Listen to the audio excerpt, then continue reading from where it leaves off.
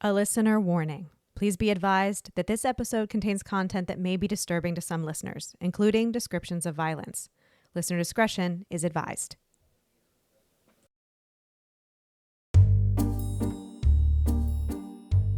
Life upon the wicked stage ain't ever what a girl supposes. I'm Jen. I'm Ashley. And I'm Olivia. And we are, in fact, three different people. This podcast focuses on true crime under the spotlight of arts and entertainment. So grab your beverage of choice and settle in. Places, ladies. Here's our episode.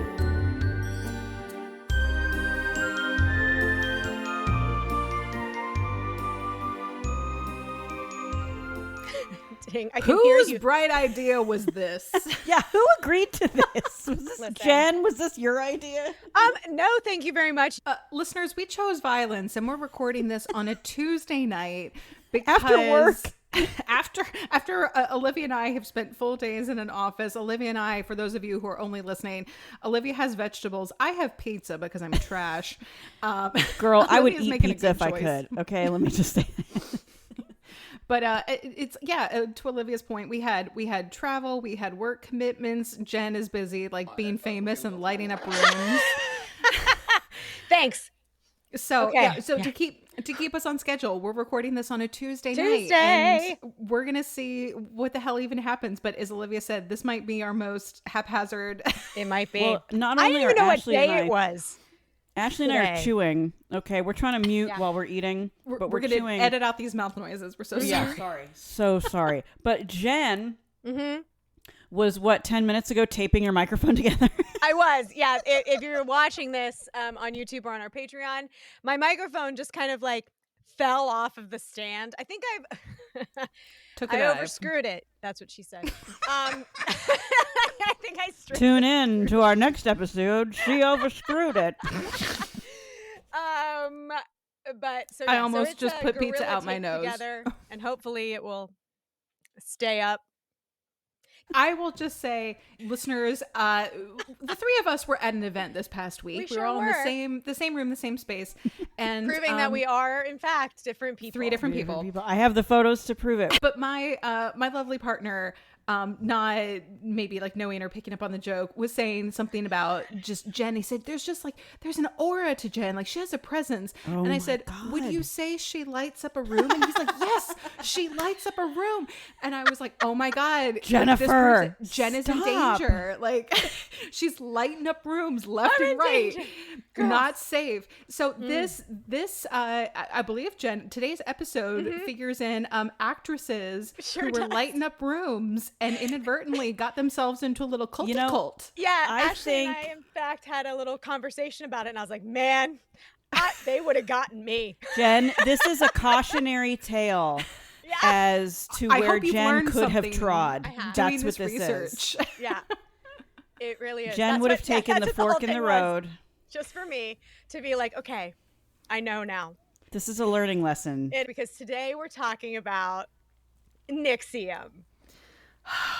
Nick, And it has been described as, spoiler alert, a cult. And this described as? it is a cult. This is our Yeah. first It's been described as that because it because is. that's what it is. Let's just Because it is clarify. exactly If a you cult. look in the dictionary. I'm Right. ready to just like rage flail at any moment Yes, too. we're gonna. There's gonna be a lot of narcissist like rage from us tonight. So In a cult? I know. What? Okay.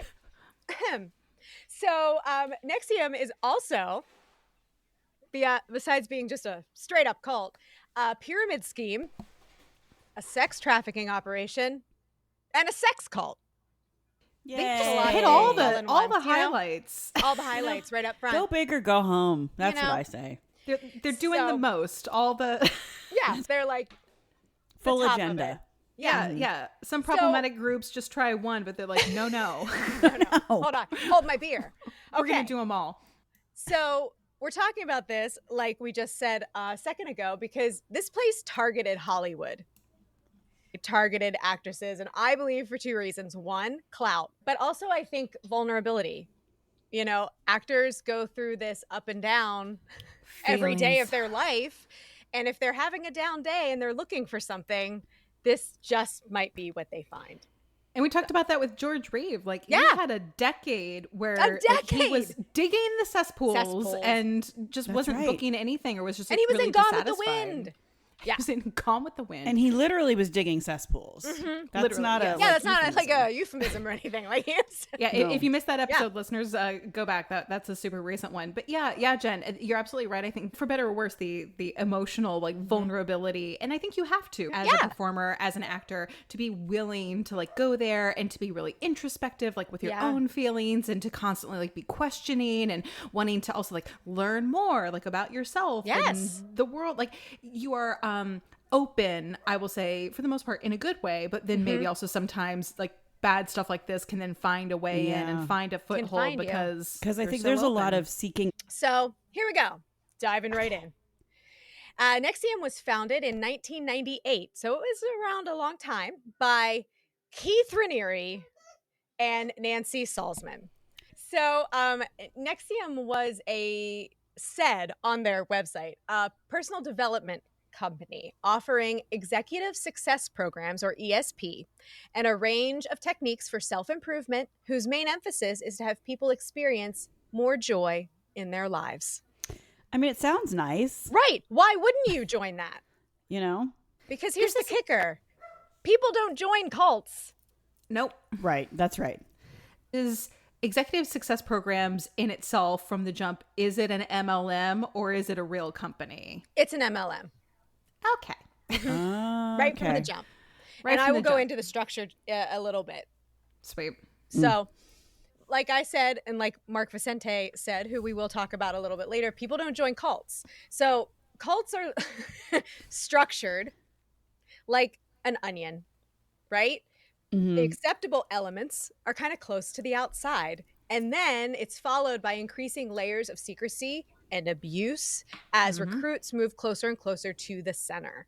So in the case of NXIVM, the outer layers were these harmless, in quotes, self-improvement programs used to recruit members, and then members' friends, family, and colleagues. So ESP is their outer layer, basically. That's the one everybody starts with. You have to be invited to go to these programs. So you can't sign up yourself, which should be a red flag, but that's okay. That sounds, yeah. But you know what? That makes the vulnerable person feel special. And It does. It makes them feel special. So ESP, these first layer of the onion here, were classes that optimized human experience and behaviors. But even that program had rules and rituals in the very first class. There were like weird handshakes. People were called by titles. There were bows. But Keith said, you will be uncomfortable, and that's where growth happens. So that was like the whole point of ESP, that you need to be uncomfortable. From the very beginning, and we're going to get into it more, they were gaslighting you. Yeah, that's to telling not you trust your own instinct. That's exactly what. Yep. Don't. Oh, does that feel like a red flag? Well, that's because it's working. That's because you have something inside of you that makes you feel like it's a red flag. So let's explore that. Yeah. That's what and also the stuff they to would then do. to break down your I think too, your sense of being able to trust like what is true, and to disable that little, like, you know, the little alarm system in everybody's head that says like, you know, this is wrong, this is bad. But they're like, no, like, you know, pain, you know, it's like going to the gym, like pain means progress. Right. And it's like, no, this isn't that though. Like this is like you actually in danger. Like You're in danger, girl. Like for real. Molly. Yeah. So so that's how they roped people in. Yes. So these were basically billed as self-esteem workshops. And there were a range of options. That's a great way to target weak, not weak, actors, but just artists, right? yeah. But also, it like we said before, anyone who is having, like, you already have that little twinge of doubt all on your own, which I think is normal for most people. If you're a performer or a salesperson or like whatever you do, like most people, unless you're like a sociopath, have that like, oh, I don't know, like, am I good enough? Or am I doing it right? Or, oh, I could always be better. Yeah. You know, whatever you're doing. So like, yeah, you have that like, oh, maybe there's something missing. Oh, look, I'll go to this training. Like, this seems like a good idea. And okay, yeah, they're going to break me down. It's going to be hard. I'm going to be uncomfortable, just like improv. Right. You know, but like, You're going to be Yes, and, uncomfortable, yeah. but like it's part of the process. And like I have gone to so many things that like were not cults, but have had that same like Yes. pitch in the beginning of like, this is going to be uncomfortable. We're getting you out of your comfort zone and it's you going to sure be you're weird, in a but like you cult? got Are to you push sure? through. Like, Yeah. Well, she probably didn't have to call the leader Vanguard and the oh leader of the my school God. prefect. So we're okay. Oh. Yeah, we'll get to it. Okay. We'll get there. So the basic idea of ESP was that people with high self-esteem had more possibilities. They could see more possibilities in the world. That's why they did better in things. So you can't see these possibilities because you, with low self-esteem, have what's called limiting beliefs. Well, and see, It's they true. always start with a kernel of truth. Yes. They call these limiting beliefs disintegrations. That's what they were called. And the whole point of ESP was to get rid of your disintegrations. So again, sounds great. Yeah. I'm in. I have low Nothing self-esteem. Let's nefarious. go, right? Yeah. Yeah. That's So once you integrate a disintegrated belief, so that's what it's called when you get rid of one, you integrate it, okay? You become more unified. And when it's gone, it's gone. So it's never going to come back. You've overcome it. Move on to the next one, is what they said, that it would change your existence forever when you integrated these disintegrations. So it was like a big promise. It's pretty powerful. It's if you very think about powerful. It is.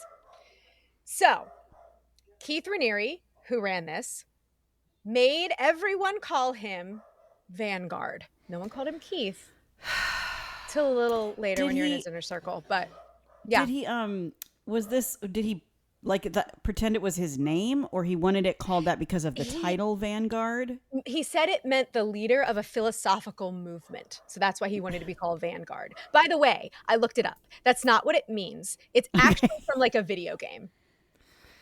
But isn't it a word? It is a word, but it's a real word. It's not made up. it's not a but made up word, but it was not what he said it was. It's Princess Bride. You keep using Yeah. that word. I don't think it means I what you don't think think is what it you means think it what you means. don't- Yeah, exactly. It's also like it's so like you said, Jen, it's from a video game, but Yeah. I feel also like Vanguard, it has status to it, but Yeah. also it has like a flavor of, I'll say, like kick-ass that this man has absolutely done nothing to earn. Like, Nothing to I'm earn. sorry, just the quintessential short He just king. named himself the Commodore. Yeah, like basically. small dick energy, just Yeah. left, right, and center. Yeah. There you go. It's like, you will call me also, Vanguard. in the military, it is used as the person at the very front of Yes. the field, so it is It's a lead, like it's a leader, but it doesn't Leader. mean exactly what he said. No, that it no, meant. no. And then Nancy, who founded it with him in '98, was to be called prefect, and that means the head of the school because she was like the head of all the education. And she's the one who's in all like their like training videos. All their and training stuff. Like, videos, it's yes. her face. And then her daughter Lauren also becomes a big part of it later as well. Nancy and Keith did have a relationship at one point, but it didn't last, like all of his relationships. So yeah. So by 2003, there were 3,700 people that had taken part in these ESP classes. Wow. So here are some big names for you. There were Claire and Sarah Brofman, who were the heirs to the Seagram's fortune. Oh, yes. I Yes. remember hearing that. Yes, yes, Yes. yes. Linda Evans from Dynasty. Oh. Grace Park, Nikki Klein, who was in Battlestar Galactica. Sarah Edmondson, also an actress, mostly commercials and stuff in Canada, but also some like vampire shows. Catherine Oxenberg, also Dynasty. Her daughter, India. What are the Dynasty ladies? Dynasty, Girls. man. Soap opera, Girls. man. Yeah. Girls, come here. If you were on Dynasty, Catherine Come on Oxenberg in. is also related to the British royal family. Yes. Yes, that's right. Thank you. Kristen Kruk, I think that's how you say her last name. I should have looked it up. Who is from Smallville. She played Lana Lang in Smallville, Clark's first love. Bonnie Peace, who was in Obi-Wan Kenobi, also married to Mark Vicente at one point. Mark Vicente, her husband, who was he's a filmmaker, and he created What the Bleep Do We Know? oh my gosh. That's him. Okay. That's his film. What? Because to me, that film is very interesting and insightful. Like, why would you? They got him. He's a seeker. Oh, no. Yeah, they got him. And Allison Mack, also from Smallville, who played Clark's best friend Chloe. And we're going to talk about Allison a lot. Oh, yeah. Yeah. So just to get her right out of the way and to get her off of NXIVM, Kristen Kruk from Smallville was recruited in 2006. That's when Keith turned his sights on Hollywood. When she came in, he was like, haha. Because she was big. That was the time. Like, she was huge. Oh, yeah. She was. Hot show. And it was in Vancouver, the Vancouver Center, where this mostly took place, because Vancouver's kind of an extension of Hollywood. There was a center in Albany, and then Sarah Edmondson and Mark Vicente became partners and opened one in Vancouver. And that was really targeted at Hollywood because they were both also a part of Hollywood. Kristen left in 2013, so she was only in it for a few years. But an extended amount of time. Years, though. That's... Yes. Catherine Oxenberg also left in 2013, but her daughter India stayed. And if you watch The Vow, which is a documentary about this, India, like the first season is basically all about trying to get India out. Yeah. It's bad. So Sarah Edmondson, who was recruited by Mark on like a cruise because she was like, I'm tired of doing commercials and bit parts in TV shows. Again, right for the picking right here. Me. They could have gotten you, Jen. You're ready to take your career to the next level, and you're like, "What's holding me back? Yeah. I'm in search of an edge." Yes, and that's exactly what she was doing, and she found this and was like, "Okay, I'm in. This is so great." So Ashley, ESP not only great. do we have to protect her from being murdered because of lighting up a room, we have to protect her from joining a cult. You gotta protect me from a cult. You're turning into a full-time job. God. I know. Sorry, guys. Jen's in serious danger. This podcast is going to be like submitted as evidence. This is the only thing that's like grounding her to real life. Yeah, I gotta have my podcast. For a support network. Make sure Jen is still using critical thinking. Cautionary tales for you. They really are. Okay. Yeah. So Sarah Edmondson was a very high member eventually. In ESP, it was called a stripe path. So there were sashes or scarves that were implemented as a ranking system similar to colored belts in martial arts. These scarves also look insane. Can I just say, like, they're like shiny satin, and they're also like, they're too short. These are like little, you know, those towels you get now at like for a theme park, and like you soak it in water and you put it around your neck and it stays cool. Yeah. Imagine that, but made out of like the cheapest, ugliest satin material you've seen in your life. And it's basically that. Like, it's short. It's weird. Exactly. They're hideous.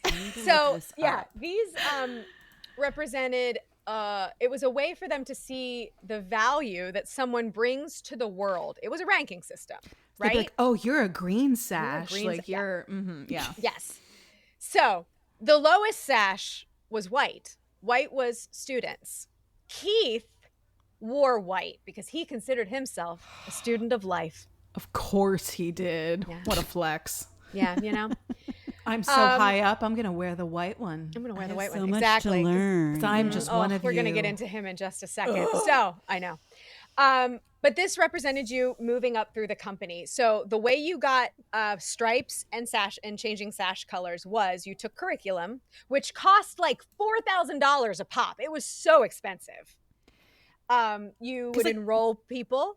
The classes, it wasn't like you went to like a one time, like I went to a 2-hour workshop. It was like a commitment. It was a commitment. Like our class lasted like what, like weeks to months. It was like 2 weeks, I think, for your ESP, like your first class. But then to go like down this like path, like you had to keep signed up for like the next class because they were all different and they had all this like, well, if you want to keep progressing, now you have to do that. Like it wasn't like a one and done. This was like an investment of like you're saying, like money, but also time, just like years to do all these classes, you know what, like many do? times a week. Yeah. They take you away from other things, right? Yeah. So, they isolate you. Yes. So you have to take curriculum, then you enroll people, and most importantly, you have to get rid of your disintegrations, as we talked about earlier. So enter the MLM. Like I said, ESP is an MLM right there. This now, after you move up a little bit, this is when you can make some money. So you're just giving us money for the first little while. Now you can make it. Now you can bring in people. By bringing in people. Because they kept changing where you could make money at the different levels. So it was like you'd get there and they'd be like, oh, just give it a few months and you'll be making great money. Oh, just give it a few months because we changed it. So they just kept getting strung along to these classes and giving them more money, and they were just stuck. Olivia, for our listeners who might not be familiar with this term, what is an MLM? Yeah. What is Sure, that? that is a multi-layered marketing structure, and similar to a pyramid scheme. Not exactly the same thing. They're but both MLMs, triangular. They're both an MLM. It's both basically like geometric shape. you have to buy in. Or it doesn't. The money you can make is actually really limited by selling the product or service. That's right. It hinges on the recruitment, and recruitment that is of where other people to be on your quote team, on your Correct. downline. That's and where your downline. That's where the pyramid kind of comes Yes. in, because basically only the people at the top are that were making the any early money. entries make Yep. the money. Are making So things the like LuLaRoe was a big MLM that burned real hot and crashed and burned. a message from someone that you went to high school with that you haven't talked to in 20 years. I want to tell you about an amazing opportunity. Yeah. Just say no. Just say is. no. So in this case, you might end up in a cult as as a You just result. might. So every ESP class ended with students expressing gratitude to Keith Raniere as Vanguard and Nancy Salzman as Prefect. So not only did they have to do these weird handshakes and bows, and they had to call them by these titles, they had to be like, oh my God, I love you so much at the end of each class. Ugh, It's like a little praise gross. So jam sesh. let's get into Keith Raniere in a section I like to call Raniere Revered. So NXIVM students were taught that Raniere was the smartest and most ethical man in the world. I love this brag so much because what was he at, like a 240 IQ or something Yes. crazy? And I'm like, how do you measure this, and according to whom? Because I want to see the receipts, and the most ethical question mark, I don't know, my dude. Right? So he actually took this test, and he was in the Guinness Book of World Records with 2 other people, but and he got this really high score, but the test was an open book test. Wait, what was it was an IQ test? Yes, similar to an IQ test. Yeah, it was a specific, I can't remember the name of it, but yeah. But it was open book, so anybody can pass an open book test, Yeah. That just means he studied well. He knew studied where well. in the book Or to he's a find the fast thing. reader. He That can too. flip through Speed and read read. things quickly. yes. So, well before co-founding NXIVM, Keith Raniere made fantastical claims about his intelligence. Would you like to hear some? Yeah. Great. He said that he spoke in complete sentences as a 1-year-old. Okay, guess what? You could technically say I potty is a complete sentence. So it has a subject and a verb. So very maybe true. he was Maybe he speaking did. in Maybe he complete did, right? sentences as a 1-year-old. He mastered college-level mathematics in grade school. What grade? 12th? That doesn't Nah. count. Just say grade school. Was an elite athlete who won judo and track tournaments, which if you do watch The Vow, which I suggest you do, it's on HBO Max, there's a lot of volleyball involved. Yeah. I played volleyball. He ain't that good. Also, the footage of him, quote, doing judo is My objectively God. hilarious. It's hilarious. Listeners, we're just going to ruin this for you. He is not a judo champion. He's not. Don't listen to him. I have never done judo, and even I know this. You looking could at tell. this video footage, I'm like, oh, sweetie, no. It's really bad.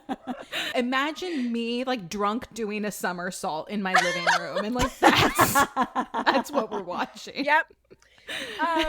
He claimed that he had 3 degrees from a Polytechnic Institute. However, he graduated with a 2.26 GPA, having failed or barely passed many of the upper level math and science classes that he bragged about. Whoopsies. Hello. Now, I know that smart people can maybe not do well in school sometimes. Sure. And I'm not saying the guy's dumb. He does have to be smart to be as manipulative as he is. But what happened to his mastery of college mathematics in grade school? Exactly. Yeah. Yeah, you know? I'm bad at the maths, and I still graduated with a 4.0 with Same, 2 Ashley. degrees from an accredited university. So what now, Keith Raniere? What now? Should I start a cult? I mean, Yes. I think we should. The cult of Does he have- floozies. Is It's already begun. Yeah. does he have any kind of background in psychology? Because I feel like, how do these people know how to do this? Nancy Salzman has the psychology background. Correct. She was a nurse in that area. Yep. Oh. Also, Okay. Keith is just a fucking narcissist. So Classic. Just Classic 10 out of narcissist. 10. Like, if you do the Wikipedia, it's just his headshot. yeah, that's Just what it is. Yeah. There's no description. Him No, and his just- dumb little haircut. Go ahead. Every August, NXIVM members would gather in Silver Bay, New York, because he was based in Albany, to Okay. celebrate Raniere's birthday. It was an annual birthday gathering known as Vanguard Week, which began Oh, God. as a single day and eventually expanded to 11 days. Now listen, I love 11 birthday days. month. Yeah. I love birthday month. My but- sister's a big fan of celebrating for the month, but I love it, she doesn't but like I- command people to call her by a Correct. different name. You don't have to come. I'm celebrating, but you don't have to celebrate with me if you want to. But yeah, and they were all expected to be there. And the event included course. tribute ceremonies to Raniere by NXIVM members. Tribute, like, Yeah, like- explain what this means. Like, you're fantastic. I love you. Like, they get up and talk about him or sing a song or whatever. Like, the whole week was literally Just praising this man. adoration for Yeah. Keith. Yeah. Brutal. According to former high-ranking members of NXIVM, Raniere's word was final, and he was treated almost saint-like. But as I just said, he was just a fucking narcissistic liar. I mean, allegedly, but no, for real. Well, Looking at his he's a photos, convicted felon. I think He's a we can convicted all- felon, so it's Yeah. fine. Spoiler alert. We got him. Spoilers. Yeah, I think it's Sorry, didn't mean to jump the gun there, but if- I'm just saying, if we want to talk shit, we're allowed. yes. Yeah. I'll also say too, Jen, the thing that going back to the like he's so intelligent, like you know, Yeah. he is this mastermind in the best possible sense, haha. But that when you hear him speak, and I think they say this on the documentary, but it's almost like word salad. Word salad. And he's using a lot of flowery language, and he's but using not a really lot of saying anything. And Yeah, he's and he's making using- you, like, he's putting it back on. He's never answering your question, yes, putting it back on you. Yeah. And because he was treated like a saint, people were like, oh my God, you gave me the time of day to say all of this stuff. right. And Ashley and I have had this conversation before that, like, and what we probably have on this pod actually, that like the term narcissist is like thrown around Bandied. a lot. It is overused these days. But yeah. he is one. And I will He say actually, this yeah. this podcast in particular is probably going to get a little personal for me. That's all right. Because there's someone else I know that does the exact same thing that Keith Raniere does. Says a whole lot of nothing. I mean, there's a lot of people who are just like assholes. And, Or there are people who are just like, hey, you're kind of selfish, or you're like You're kinda self-focused self-centered, in certain egotistical, areas yeah. of and a your lot life. of people, you can have narcissistic tendencies. Or you Traits. can Totally. have And a lot of people traits. do. And you can also have like a bad day or like a bad Right. season in your life. But this is when it's like, this is baked into the very It's a fiber of who you personality are. disorder. Right. And it's like, this is your basic sense of self and your values and the lens through which you Yeah. view the world. be president. You might be in a cult if. Okay. So here's the So thing, Keith's though, a with Keith. narcissist. You know, narcissists are master manipulators. Mm-hmm. So everyone, it's not your fault if you've fallen for it. I'm saying that for myself as much as everybody else. But Absolutely. the Dalai Lama fell for this, guys. Sure did. The Dalai Lama What? came to the Albany Center Met because him. he believed that it was a good thing. Wow. I believe he also wrote the foreword to one of Keith's books. Did it start out as a good thing? And then, or was it always negative from the beginning? The information in front of me, but I read about it. Keith had another company like before this, another like MLM pyramid scheme, blah blah Even blah, earlier. that he got like in trouble for. Like he got convicted of something for that too. He's not a good guy. I think, Olivia, it's fair to say that Keith Raniere specifically always had selfish, ulterior motives for Nefarious. his This wasn't quote, like the power went to businesses. his head. Yeah. This was... And at the same time, Jen made a point about how many thousands of people went through these classes. And I think there were people, and they talk about this on the documentary, there were people who went to one or a few. Yeah.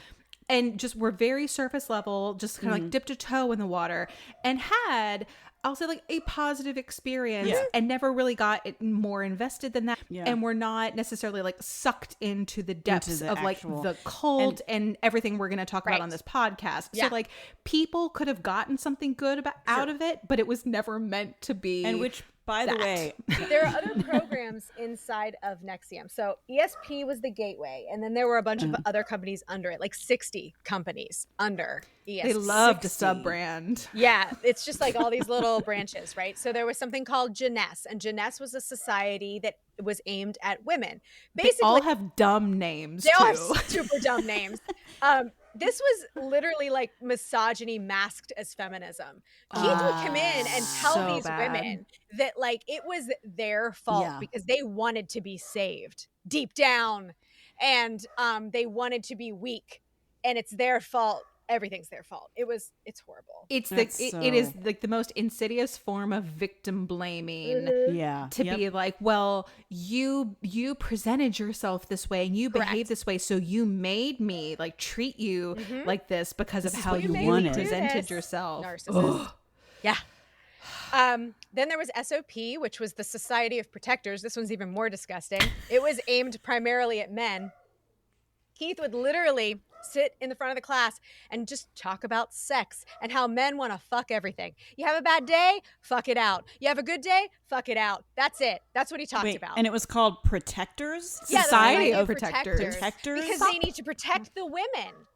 Because obviously the women are weak and helpless. Right. But they do it to themselves. Right. Right, because that's what they really want. But they want. can't help it because they're just too stupid, frankly. Yeah. Like, Girls are just dumb. Yeah. Then there was a couple other things. The Source, XOSO. There were singing groups. There were acting groups. There was something called the Rainbow Culture Garden, which was daycare. I think the singing groups are my favorite. Yeah. And they're so earnest, like they're going to be like some sort of like pop situation. I'm like, what are you doing? And like some of them, like they're fine singers, but it has a very like church music vibe and flavor to it. Like any contemporary worship service you have ever been to. And it's like the closed eyes and like the emotional thing. Like they stand in a line like with the mic. I'm like, oh my God, this is it's giving praise and, like, team. And Keith also, I can play piano. So, and he could a little. A concert pianist, Jen. He was a concert pianist. Concert pianist, you're right. How dare I? But like he would train, quote unquote, these women in these like singing groups. Like Allison Mack, for example, was not confident in her singing. I get it. I love singing, but I've been through like so many different voice teachers that have tried to teach me so many different ways of singing that sometimes I get way in my head and I can't do it, right? Jen, I was in a musical with you that time and you were great. Thank you. That one time. Yay. And I love it. And once I rehearse, I'm good. But like at not like an audition or something, I get in my head. Oh, yeah. Anyway, so like Allison Mack wanted to sing. So like he trained her because obviously he knows what the fuck he's doing. Right? As a concert IQ of 240. Music. Don't you dare bring Phantom of the Opera into your mouth around Keith Raniere. Stand for that fandom slander. I've just pulled in her favorite musical of all time. I mean, however, I really should have learned about myself. He's kind of narcissistic, the Phantom. No, he is. And I always liked him best. And that was, I should have known that was my red flag. You know, writing right on the away. wall. Yeah. I'll say too, Jen, like looking at some of the documentaries, because again, Mark Vicente was also like literally shooting all of this. Yes. Like these people like wanted a reality show, so there is tons and tons much of video footage and audio footage of all of this shit. But it's like the same. I'm going to say like 30 people ultimately, like at its core, are in all of these groups. I was like, I don't think these people were working because they're just consumed with all these different activities within this group. That was a great segue. Yeah. So I have a typical schedule of someone. Oh my God. That I'm is ready. in one of these groups. So this was what Sarah was saying, that this was her day, Sarah Edmondson. Okay. And she was high up. She was making money in the MLM because she was one of the first ones. But this is like Keith's inner circle that he called it. Up at 5 a.m., take a run. I'm out already. I'm out already. 5 a.m. running? Nope. Nope. Yeah. Nope. You'd never get me. Then a yoga class right after. I mean, you got to do both. Then you would get feedback from Keith, whatever the fuck that means. On your sleeping? Like, no, after your yoga I don't like class. your haircut today. Yeah. Basically. Then you'd have coach intensives. Then you would give free EMs to people. what's an EM?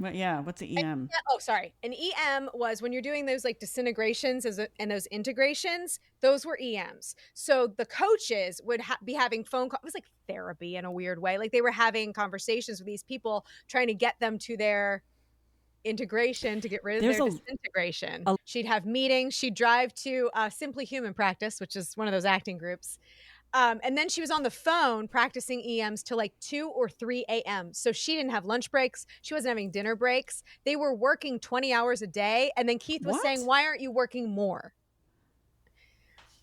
Because he said to have character, you need to overcome your body's feelings. You don't need as much rest as you think. I was just saying, you're feeling to sleep? You don't need to eat. Stop it. Yeah. Is this literally like sleep is for the weak and like you just shouldn't? Oh, good. We're going to keep you tired and underfed. Tired and underfed. Not That's control what at cults all. do. You're programming like eating disorders into all these people. Yeah. Well, we are really going to get to that. You guys are right on it. Ooh, So finally, we're going to get to DOS. Now, DOS is what I will say is the core of the onion of the cult. Okay. Ashley's got some scissors in the air. She's ready to go. So the rage is coming. yeah. This is where Keith Raniere exerted extreme levels of control, not allegedly, culminating in sexual abuse, violence, and branding. DOS stands for, I may mispronounce this, I never took Latin, even though I am said to have done it in Man for All Seasons. I don't really speak it. Ashley, I mean, not me. I said Ashley. it was me. Oh, that's the one that Ashley. Yeah. But DOS stands for Dominus Obsequious Sororium. In Latin, that phrase translates to master over slave women or lord master of the obedient female companions. This is disgusting. That sounds like a delight, and I see Delightful, nothing wrong. right? Yeah. So this is a secret group of only women. This is where Collateral comes in. Now, watching these documentaries, listening to Sarah talk, Collateral was also like way even in ESP. But this is where it really comes in. What do you mean collateral? Collateral. I'm thinking of it from a marketing term. What do you? So this is something about your life that is so important to you that if it got out, it would be bad. Got it. Like blackmail collateral. Okay. I'm like, but oh, you provide it. Here's me. Ready? Me, like marketing brain. I'm like, oh, they had brochures. Oh, how nice. Brochures on DOS? How nice. Well, with the Collateral too, they encouraged the Collateral, and then they would just like, well, it doesn't even need to be true, but we'll release it. And you also had to keep giving Collateral. Yeah. I need to be able to trust you, and like, I'm not going to do anything with it. It's just about being willing to like be vulnerable and like build trust with our sisterhood. Yeah, like no one's ever going to see it because you're trustworthy, right? So I'll never have to release the Collateral. Yeah. Yeah. So scary. That's what happened to Sarah. So Sarah Edmondson, who she kind of led the charge a little bit with, so that's why we know so much about her. Yeah. But she, naked photos was always a big Collateral. So that was out there. But also like she made fake Collateral about her husband, Nippy, who was also in the cult for a little while. Pause. Nippy, yes, that's his name. Nippy? That's his nickname. Yes, that's his nickname. So secret group of only women, Collateral. They would have to send texts to the people that recruited them. So Sarah, for instance, was recruited by her best friend, Lauren Salzman, who was Nancy's daughter. So here she is. She's in now. Now, remember Nancy was having like relations with Oh, yes. Okay. Way back when. Well, way back when. Well, now Doss is here. So guess who's having relations with Keith now? Her Nancy's daughter? Yep. Lauren. Yes. Ew. Because these men, they always need like a younger model. Like, Yeah, they you gotta hit just 30 keep. and you're just right out. Well, and they talk about this in the 40 documentary. over 40, girls. 40 over 40. 40 We're over going to do 40. it. And they go into this in more detail in the documentary, but there was almost like 2 generations of women that went through this cult. So there was like this first wave of women who were there in the beginning, and then they all sort of hit like, I'll say like late 30s, like maybe hit 40. Oh no. And then he was like, he's like, this won't do. like, Never "You can go. mind. You can go never now." mind that I'm also a middle-aged man. Yeah, So- he's like 50 when this is happening at this point. yeah, so he phased 45, 50, out all of these older women get out, Yeah. and then like found all these much younger women like in their 20s, and then just got like a whole new wave of women for his like little harem. Yeah. Yeah. So they would send to their masters, the women that brought them into DOS, "I love you, my master," texts. They had to give a vow. So the women were masters to the sub women. Yes. So there Yes. was like a hierarchy there as well. Okay. Imagine our group thread, but Jen is the master, and we have to wake up at 5 a.m. and text Jen, "I love you, my master." I'm in for it. But but you also have to be And then go available running. 24/7 for anything that I need, because that was also a thing. Yeah. Yeah, like you have to respond. Like, what was it? They had some like insane, like if you had to respond in like 60 seconds at any given Is time. there like a guidebook? You know how there's like the anarchist cookbook? Is there like a how to be a cult leader? These things are so the same in all these stories that we hear. It's all the same playbook. And I just don't understand how do they know what to do to brainwash and squeeze these? It's like sounds so grisly and, you know, sort of like trigger warning. It's sort of like how rapists know. Yeah. And it's almost like this, like, it's like little a pheromone flag of like, it's like the predators, like they sniff you out. And the thing is that Keith didn't meet everybody. No. There were some people that he never met. He had people in his inner circle watching and helping him recruit people. They would go to volleyball on like Tuesday nights or whatever, and they got to meet Keith. Volleyball? And it was like, I don't know, because remember, he is like a judo champion and an elite athlete. So But he's is got it like because the girls' boobs are bouncing more? I'm just trying to Probably. figure out Who why. knows? I don't know. They liked volleyball, which, sorry, volleyball, because I love you as well. But I was just curious. That's Why how is that the people- cult activity? It's also like an indoor volleyball court. an It's basically a basketball court where they're playing volleyball. It's weird. Yeah. But that's where the people that like where the inner circle would go, and not everybody got to go. So if you got invited to volleyball, it was like a huge deal. And basically, if you got invited to volleyball, you're done. You're in. That's how Allison Mack, Keith Raniere at volleyball, like a week after he knew she was ripe for the picking. Yep. Yeah, I feel like I know Allison Mack ends up becoming a villain at some point, but she at one point was a victim too. She's both. And I think it's certainly Is it in like a this little case Stockholm maybe syndrome kind of. I think in this story, the only person who is squarely, I think there are people who are both victims and abusers, but the only person who is not a victim at all is Keith Raniere. Yeah. Yeah. Yes. I think a lot of the people that do his bidding don't quite understand what's going on. And they're so enamored by him, whatever, brainwashed. Been brainwashed. Brainwashed is the word. Yeah. They don't quite know he's a saint to them. So he's their guru. They do what he says. We want to think that we as humans, we want to think our minds are stronger than they are. Yes. Yep. That's so flawed. Like people that And even things like look at kidnapping scenarios, usually women who are kidnapped and like held in some guy's basement, and it's like, well, the door wasn't locked, you could have left it any time, like why didn't you leave? And you do not realize how quickly and easily people break in a situation like that. So once you have something like this, you are asking them, it's like if you admit the truth to yourself that you have spent the last 5, 7, 10 years of your life now in this thing that's a cult, to confront the horror of the reality. I think for a lot of people, it's just too hard. It's too much. And it's easier to push forward and be like, no, he is the smartest and like most empathetic man and everyone else is wrong. And like, I have to believe it. It's too painful. Well, it's even, I mean, again, we're going to get personal. It's even, it's more so than that, because, you know, there are times when I look back at my life and I'm like, wow, how did that happen to me? Because it was calculated. Because from the very beginning, your agency is being taken away, because you're being taught not to trust yourself, so that when you start to question things, you don't trust your gut. You don't trust your brain, because you don't know how to anymore. So it isn't a choice. And until you have that moment where you say, or you see it, because once you see it, you can't unsee it.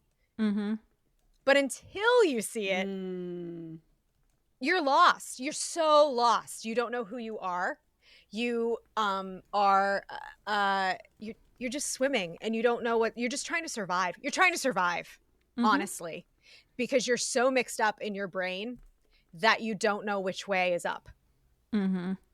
Doesn't matter how strong you are. I mean, would it be fair to Jen to say that to trust anyone outside of that dynamic is also really hard? Like, to believe someone else coming to you and saying, hey, I noticed this. Yeah. Hey, this doesn't seem right. Yeah, this seems off. Like, to even receive, quote, outside information. Because that's also been polluted, because it's like, no, like, you're safe in this little circle. This is all that matters. This is the real part. Yeah. They get rid of anybody you care about so that you are alone.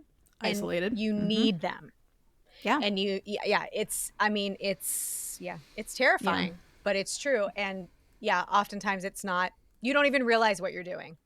Well, and it's all wrapped up in this bow of love or empowerment in this case. Very persuasive. Very persuasive. The breadcrumbing. In this bow of and again, and it starts out so not like that. Yeah. Right? It starts out great.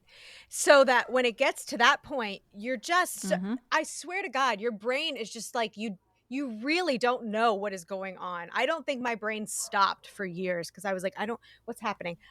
You're just like, your cortisol's up. You cannot relax. You're always walking on eggshells. You're always on edge. You're being blamed for everything, and you don't know why. And you probably you lose the ability to trust yourself. Because by design. They show you how to trust yourself. And whether it's this again, whether, you know, the abuser has got you one-on-one, as in the case with, like, you know, a relationship dynamic like what you're describing, Jen, or it's institutional, the technique is the same. It is. And it's that sense of like, you can't trust yourself. At the end of the day, it's like it's carrot and stick, and nothing you ever do will actually be good enough. Yep. Yeah. And here's the thing with taking it back to NXIVM, is that it's not just institutionalized, because most of the people on the inner circle were also having a relationship with Keith all at the same time. It was all. There was a lot of sex happening with Keith and these women. Did they know? Different people were being given different information. So there were stories. There were some people who were like, yeah, I'm in this like polyamorous situation and I'm good with that. And there were other people who literally thought they were the only one.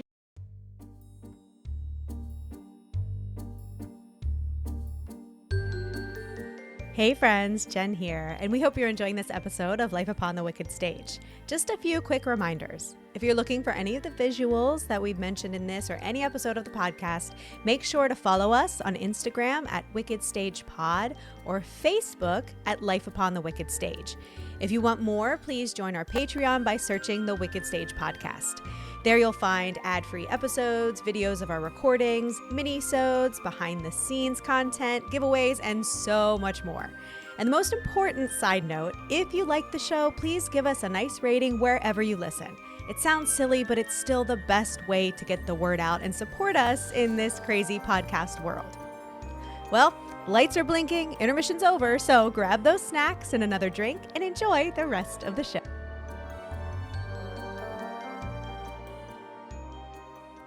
We're at the core of this onion now in DOS. The worst of the worst. Yeah. Right. So they are giving these I love you master texts like every morning. They have to be 24/7 ready for whatever they need. They give a vow. They're on a strict diet of how much and what they can eat.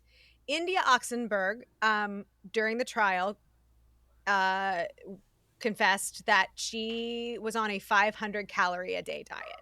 Oh my God. These women were like, this is like India Oxenberg is like literally she's like 5'10" starving. too. Like, yes, she's very themselves. tall. Yeah, starving. And you can see pictures of them like they were. And if you watch The Vow, you can see Alison Mack like just skeletal. And that shuts down your brain function. That shuts down your tired and hungry thinking ability. Your hormones. Foggy. You don't have your period anymore. Like you're right. Yep.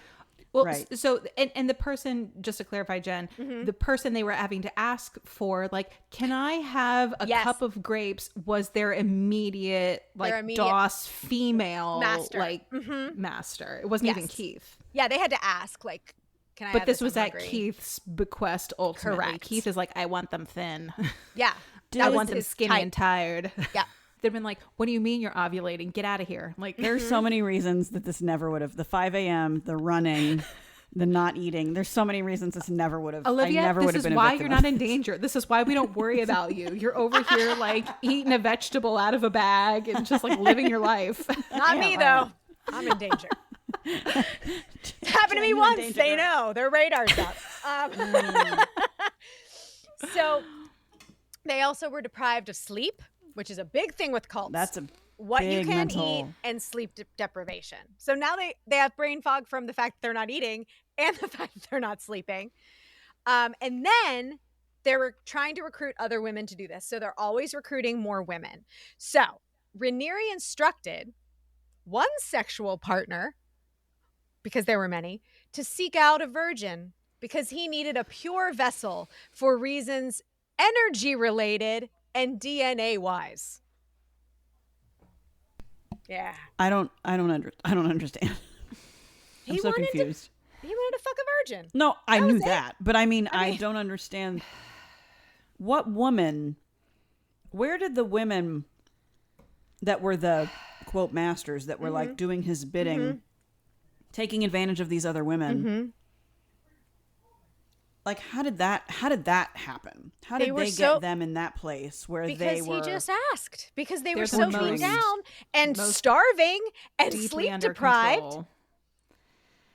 The women described being forced to break off previous relationships and of suffering physical and sexual abuse. Some were forced to have abortions.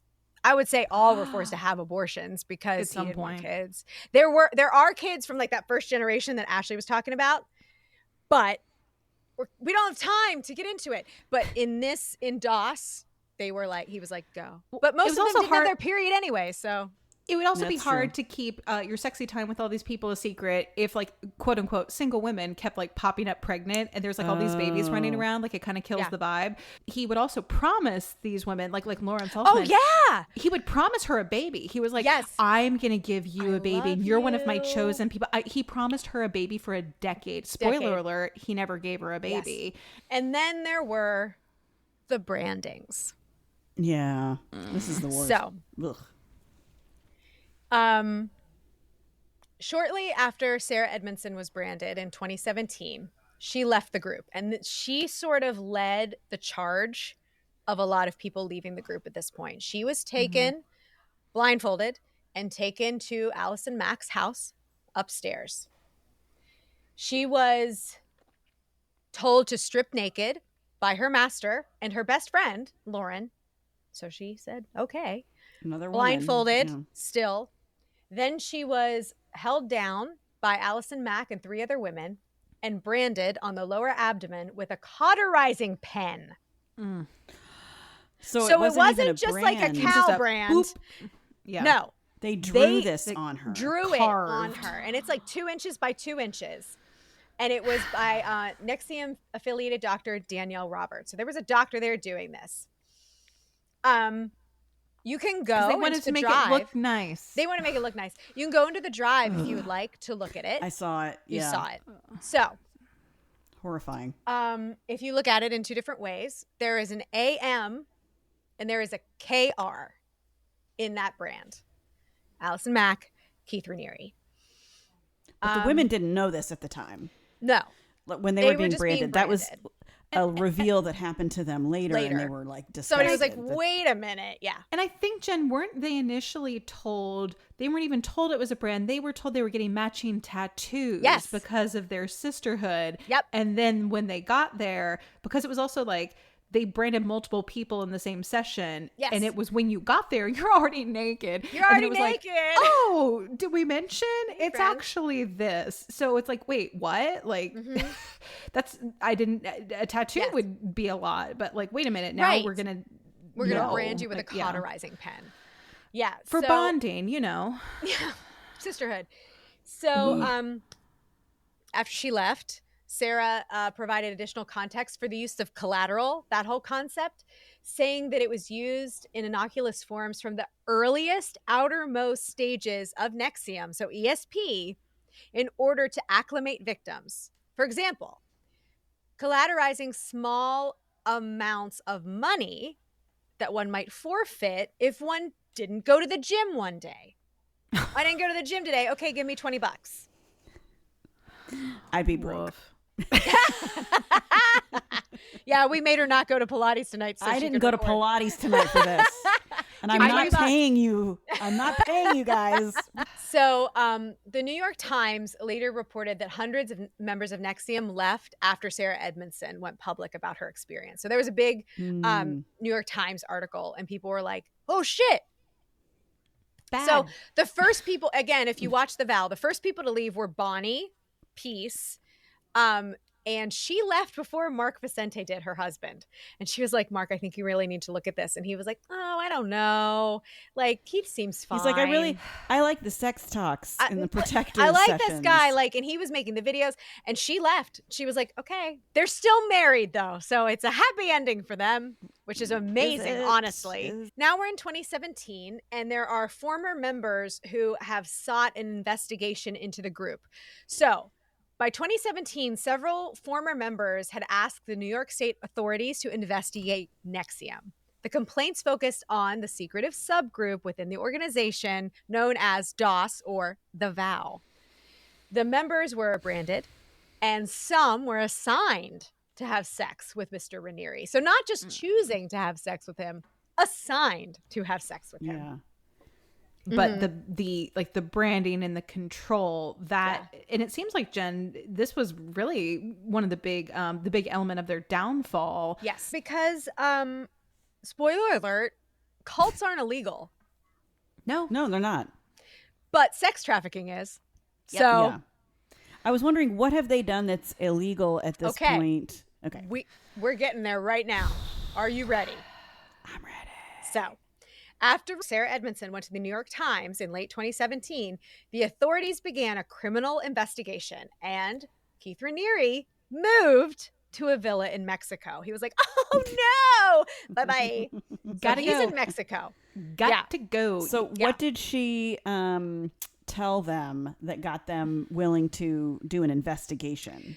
That people were being forced to have sex with Keith Raniere. Okay. There's also some underage stuff that goes on as well. Oh, okay. And I will tell you about all the counts that went against him. It was a lot. Okay. They had been investigating NXIVM and watching them since like 2003, but they just hadn't done anything illegal. Yeah. Mm-hmm. Yeah, because being a cult's not illegal. So they've been watching it. It was kind of like, haha, we got him finally, you know. Were other people willing to talk to the feds or whoever it was? Yeah. Mm-hmm. In the long run, Lauren actually talked to them, and so did India. So yes, a lot of people did. Okay. So here we go. The arrest of Keith Raniere. Woohoo! Okay. In March 2018, Raniere was arrested and indicted on charges related to DOS, including sex trafficking conspiracy, and conspiracy to commit forced labor. So those were the things that were illegal that he has been charged with. He was arrested in Mexico because he fled the country. The indictment alleged that at least one woman was coerced into sex with Raniere, who forced DOS members to undergo the branding ritual alleged by Edmondson and others. United States Attorney Richard Donahue stated that Raniere created a secret society of women whom he had sex with and branded with his initials, coercing them with the threat of releasing their highly personal information and taking their assets. Okay, yeah, that's pretty illegal. On April 20th, 2018, Allison Mack was arrested and indicted on similar charges to Raniere's. According to prosecutors, after she recruited women into NXIVM first and then DOS, Mack was allegedly paid by Raniere to coerce them into engaging in sexual activity with Raniere. She was further alleged to be DOS's second in command after Raniere. So AMKR, right, the brand, right? So on April 24th, 2018, Mack was released on a $5 million bond pending trial and held under house arrest with her parents in California. What did her parents think? On May 4th, 2018, Raniere pleaded not guilty. Sure he did. Sure, Jan. Yep. Speaking of Nancy Salzman's house was raided shortly after Raniere's arrest because she's got all the paperwork. Oh. She's running the business. She's running the business. Okay. In April 2018, the New York Post reported that NXIVM had moved to Brooklyn, New York, and was being led now by Claire Bronfman, the heir to the Seagram's fortune. So it's still happening, even though Keith Raniere's been arrested. And the Bronfmans were basically bankrolling. They were bankrolling a lot of. Bronfman was arrested on July 24th, 2018, and charged with racketeering. She was released to house arrest after signing a $100 million bail bond. Because, I mean, she can go at their Seagram's, man. She can go anywhere. Billionaires. They isn't can afford $100 million bond. Isn't the bond usually 10%? So that's still what? That's 10 million? That's still they're bloated. That's nothing. Also, Olivia. Also arrested and charged with the same crime were NXIVM president Nancy Salzman, her daughter Lauren Salzman, and another NXIVM employee, Kathy Russell, who was the bookkeeper. Kathy. Poor Kathy. She's like, I just sit back here and do the accounting. Right in the book. What's happening? Like she's typing. But I'm sure someone told her to like cook the books, and she did it.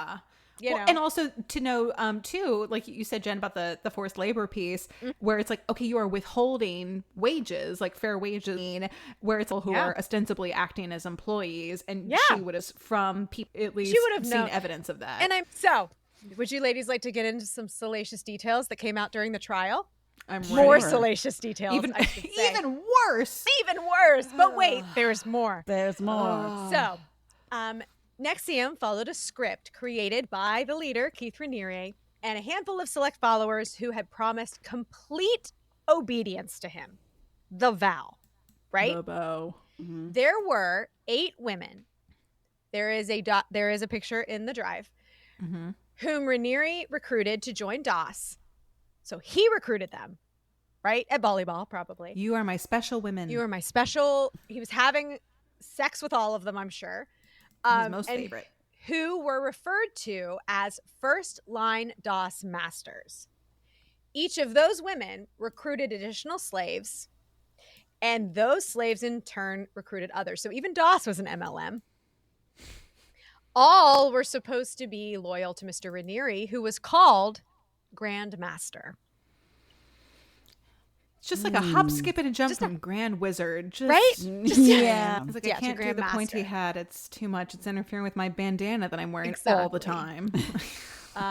Some were said to have been assigned by their masters to have sex with Mr. Raniere. And here are some recordings that they played. Keith says, do you think so these are recordings. Keith is having a conversation with Allison Mack. And they were played in the trial. Okay. Keith says, do you think the person who's being branded should be completely nude and sort of held to the table like a sort of almost like a sacrifice? He went on to outline his vision for how women's bodies would be arranged before branding. So trigger alert. He said, legs spread straight, like feet being held to the side of the table, hands probably above the head, being held almost like tied down. The person should ask to be branded, Mr. Raniere told Miss Mack in this recording. She should say, please brand me. It would be an honor, or something like that. An honor I want to wear for the rest of my life. Wow. Allison Mack responded by twice saying, okay. A witness in the case, Lauren Salzman, testified that she was asked to say those very words before being branded in 2017. Ugh. I find it so apropos because this is exactly what people like this do. He doesn't tell her what to say. He says, well, do you think maybe it should be like this? Something but like he's telling her this. exactly what he wants. Ugh. Yeah. Well, Right? and also it's so insidious because it goes back to the like the brainwashing, the control of like you are making someone ask to be mutilated essentially, and then it's like, well, you chose it, But you wanted you it. wanted it. You asked. It goes back to that whole, asked you to want be it. this. So why are you upset now? I don't understand. And that's like, the whole reason why like cults aren't illegal, because people are always like, but they say they wanted to be there. They could have left at any time. They didn't chain you down and keep you against your will. So. They held them down, but they didn't chain Yeah. them. But they asked. But they asked to be branded. They just had to hold you down because it hurts, cauterizing. Lauren Salzman go ahead. Oh, sorry. No, it's fine. Like what do we get into the psychology of Allison Mack at all? Because I'm Not really interested really. or what was her background? What made her susceptible to this, and what Well, made her she turn was a into child monster actor, so too? she was been an actress since she was a kid. Right. I think that says it all. Hmm. You don't get to have a childhood. You're being She might have been bought sexually and abused. sold. Yeah. Yeah, from the time you're 5. I mean, again, I'm susceptible because I get it. I'm not saying I would join. This is a lesson for me, as we know. But like, I get it. I get her just being like, she was on this TV show. She was on Smallville. She then left Smallville, probably couldn't get any more work, and was like, well, what do I do now? I need something. And it came along at the right time. This is also, I'm throwing this out there, Olivia, because I remembered a nugget of this and I wanted to look it up to make sure I was correct. Allison Mack, I've never met her and I'm not her shrink, so not to diagnose her, but she strikes me as someone who was and continues to just sort of like, you're just wrestling with a lot. Like, I don't know, like you were saying, Jen, I don't know everything that maybe happened to her before all of this, but she strikes me as someone who is particularly, I'll say like damaged and or vulnerable, but also she had been in a long-term relationship with That's right. cis male Canadian actor. But then when she was in DOS, she married in 2017. Yes, she I have married it. Nikki Klein. She sure did. Who is a lady. Yep. And then apparently it was a sham because like they were trying to, do things with like immigration because, we had Canadians in the mix. Well, but then, actually, hold on. I got something for you there. That marriage was conducted on the behest of Keith Raniere. He made them get married. Oh. Yeah. So she then divorced Nikki Klein. And now since getting out of prison, now she has married a man. A man. Again. His name's Frank. They met at a dog park. But even just hearing like testimony from some of the other people like Lauren Salzman, Allison Mack to me strikes me as one of the more broken people. Yes. And I don't know how much of that she walked in the door with versus how much happened to her is the result of Keith Raniere. But I feel like she was maybe extra vulnerable from the jump to get that bad. I agree. Yeah. I don't think she stood a chance. I don't think she stood a chance. Like I think he knew that. He saw it. And he was like, that one. Yeah. Because she met him right away. And they know. They know. They see it. They're like, it's like a little like alarm like goes they off. smell it on you. Yeah. All right. So Lauren Salzman testified that Keith Raniere came up with a plan to say that the brand was not meant to include his initials, but represented the 7 chakras and the 4 elements or something like that. I forget who it was. It wasn't Sarah, but it was somebody else that was and they were literally looking at their brands together and they were like, it looks like an AM. And then she was like, wait, if you look at the side, it also looks like a KR. Yeah. But he literally came up with a plan because he knew what it was. I'll also just say, as a designer, my dude, like this is inarguably like a monogram situation. It's the worst, but the worst example of a bad design. Like, I mean, he also should have been charged just for that. Yeah, bad graphic design. So obviously, like, she knew that, so she would tell that lie. Lauren would, and she testified that she did.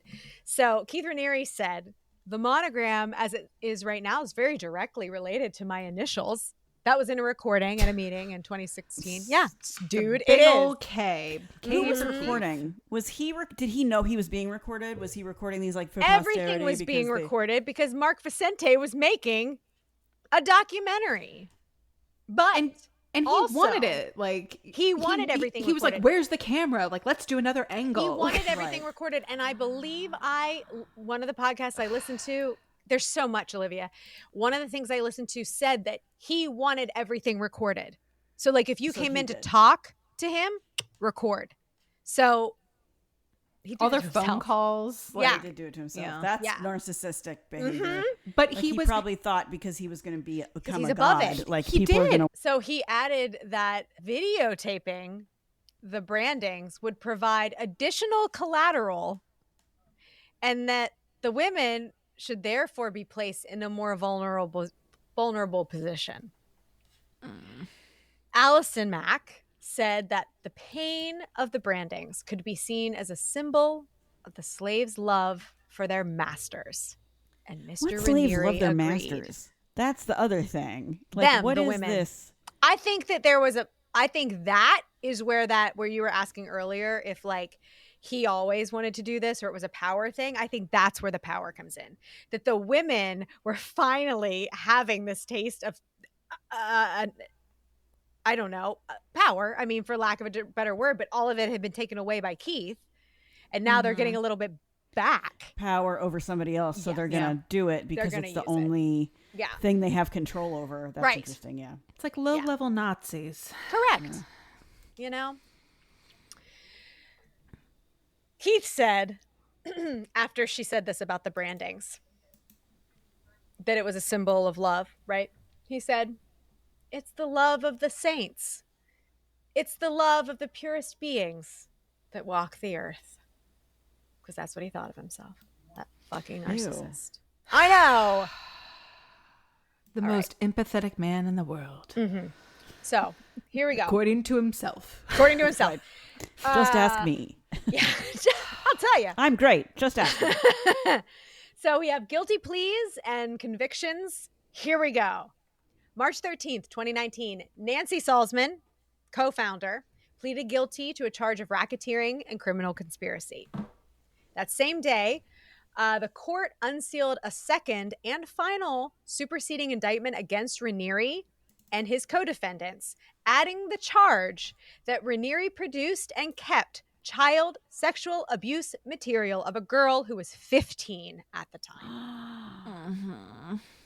She's in the documentary. Yeah. Where are her parents? Are they in the cult too? Her sister's in the cult. Her parents, Olivia, just shorthand, her parents suck. Yeah. In March 2019, Lauren Salzman pleaded guilty to racketeering and racketeering conspiracy. She later testified against Raniere and received leniency. April 8th, 2019, Allison Mack pleaded guilty to racketeering and racketeering conspiracy. April 19th, 2019, Rothman pleaded guilty to charges of harboring an illegal immigrant and identity fraud. That's the Seagrams thing. Yeah, Seagrams. The federal trial of Keith Raniere began on May 7th, 2019. On June 19th, 2019, the jury convicted him on all accounts. Yes. Yay. Would you like to know the accounts? Sometimes justice wins. I want to hear the counts and how many years the motherfucker got. Okay, here we go. Here are all the counts against Keith Raniere. Racketeering conspiracy, racketeering for the predicate racketeering acts, all marked by jury foreperson as proven. Then there were acts under the racketeering. So Act 1, conspiracy to commit identity theft, conspiracy to unlawfully possess an identification document. Act 2, sexual exploitation of a child. And that was Act 2 and 3, sorry, because there were 2 of them. Act 4, possession of child pornography. Act 5, conspiracy to commit identity theft and identity theft, 2 separate victims. Act 6, conspiracy to alter records for use in an official proceeding. Act 7, conspiracy to commit identity theft. Act 8, trafficking for labor and services. Act 9, extortion. Act 10, sex trafficking and forced labor. Act 11, conspiracy to commit identity theft. Count 3, forced labor conspiracy. Count 4, wire fraud conspiracy. Count 5, sex trafficking conspiracy. Count 6, sex trafficking. And count 7, attempted sex trafficking. Nice. Didn't work out that one time, but you tried. He tried. He didn't get it. Yeah. So Judge Nicholas Garofis, I believe is how you say his name. I'm so sorry, Judge, if not, but you are a gem. I apologize if I said your name wrong. Sentenced Keith Raniere to 120 years imprisonment. Yes. $1.75 million in fines due to the United States government, and $3.46 million to 21 victims. Hell Which yeah. will never be paid, but still, it's the point. Symbolically, it's very nice. Symbolically, that's a nice gesture.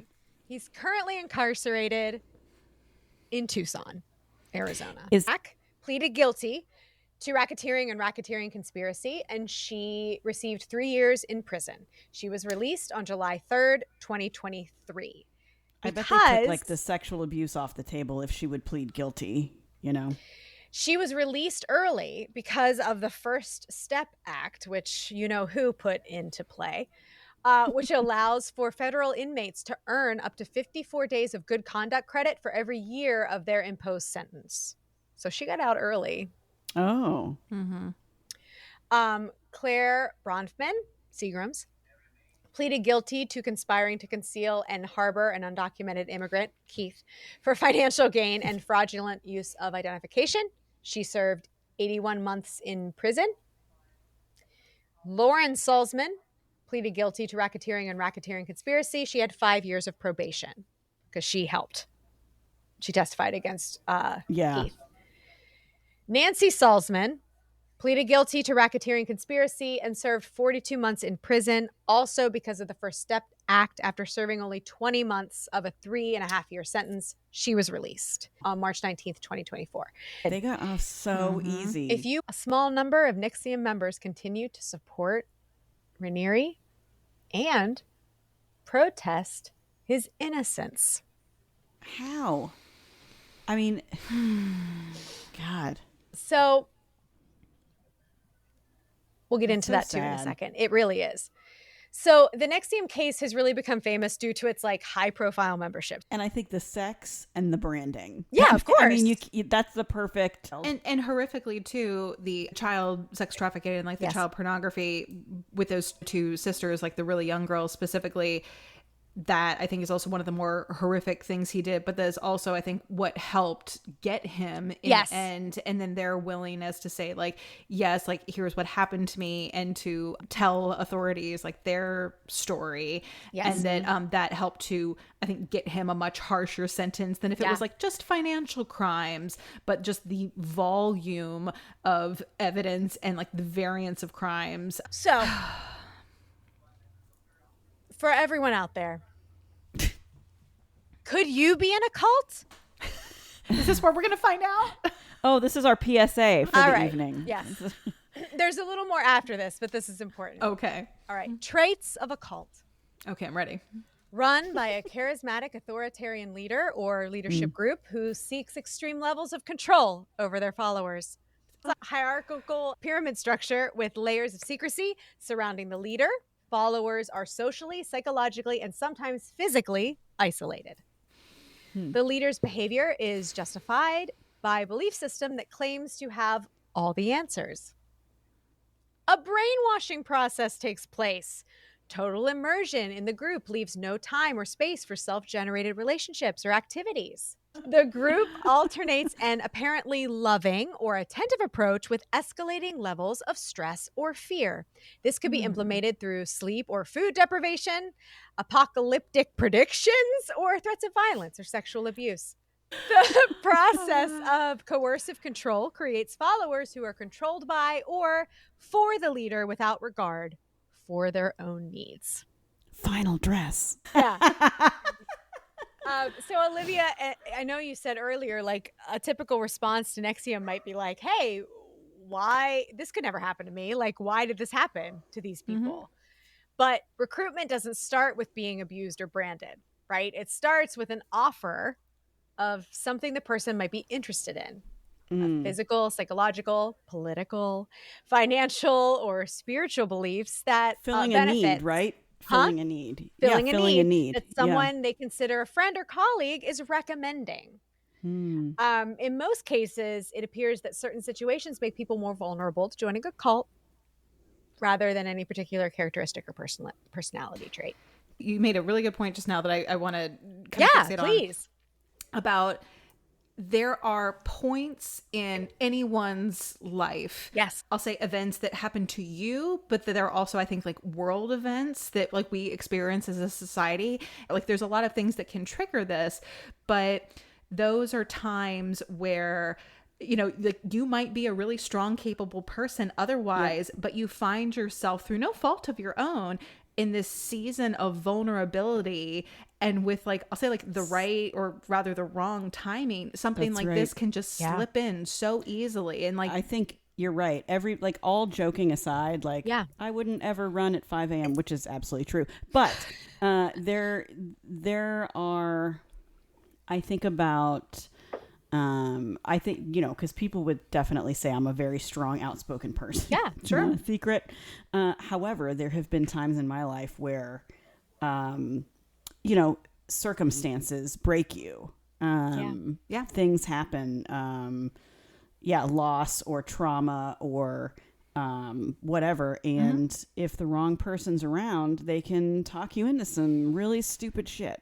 All in the name I've of definitely like love and empathy. Been there, done that. Yeah. And like, I have the thing you're looking for, and I am going to fill that need, void, that hole in your life, whatever, and give it may you be. a sense of belonging and purpose. Like on its face, it sounds very nice. But like something like NXIVM, I think this is why Keith Raniere obviously went after Hollywood for clout. And at the same time, I think it was sort of this perfect storm to go after people who are in a subset already, who are in that sort of place of like already wanting to belong in that type of environment. It's like, oh, look, like so much of the work is already done for me.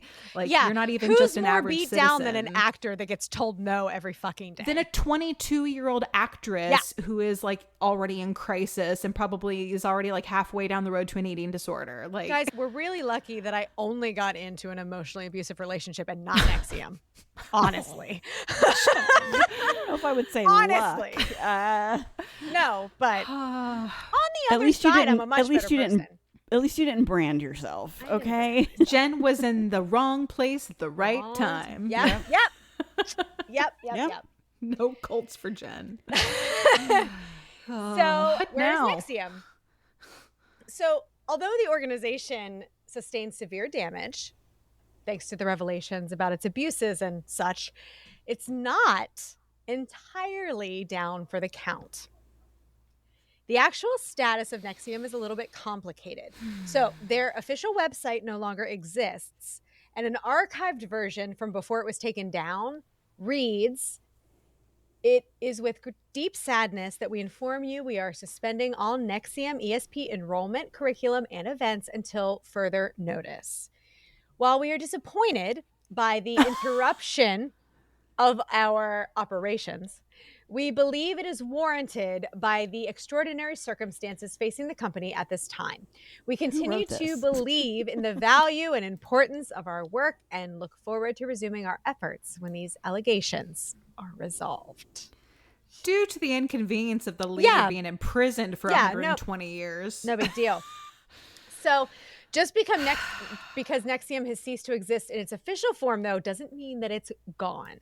So here's some interesting information. This group of followers have organized under several different names, and as the Times Union reports, have organized to dance outside of the prison where Raniere is being held for the name We Are As You, also listed on a website as We Are the Forgotten Ones. These are followers, that claim that they're there to lift the spirits of all prisoners. Oh, how nice and generous. So are they going to all the prisons or just the ones that Keith Raniere is at? Just the one.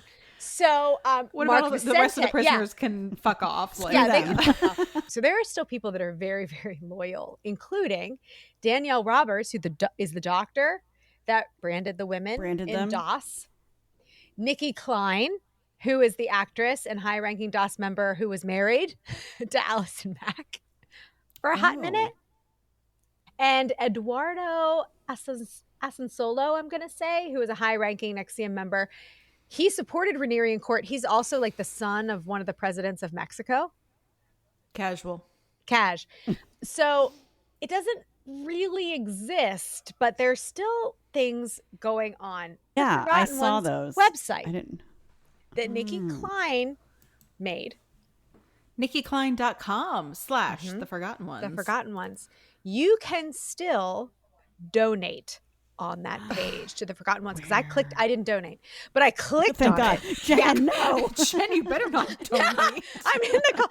No, I clicked on it, and then you can see the next screenshot, and it shows where you can still give to the Forgotten Ones.